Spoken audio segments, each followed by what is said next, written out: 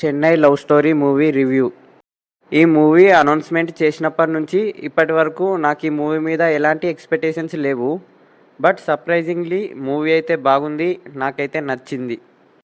First half గురించి మాట్లాడితే first half అయితే పర్లేదు, డీసెంట్గా ఉంది. బట్ మూవీలో ఉన్న చిన్న చిన్న ప్రాబ్లమ్స్ అన్నీ ఫస్ట్ హాఫ్లోనే ఉంటాయి.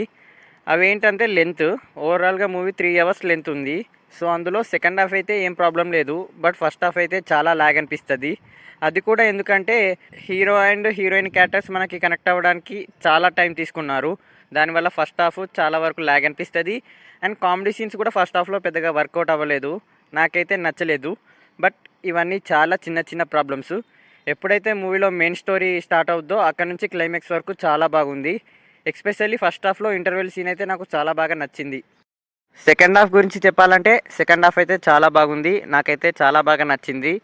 సెకండ్ హాఫ్లో మంచి మంచి ఎమోషనల్ సీన్స్ ఉన్నాయి.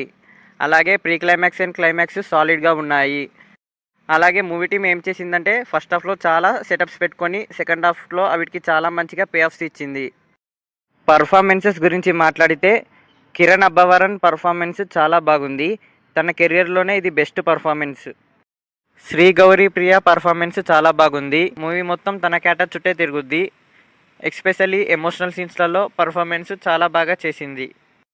మ్యూజిక్ డైరెక్టర్ మణిశర్మ గారి సాంగ్స్ చాలా బాగున్నాయి. అండ్ బ్యాక్గ్రౌండ్ మ్యూజిక్ కూడా పర్లేదు, డీసెంట్గా ఉంది.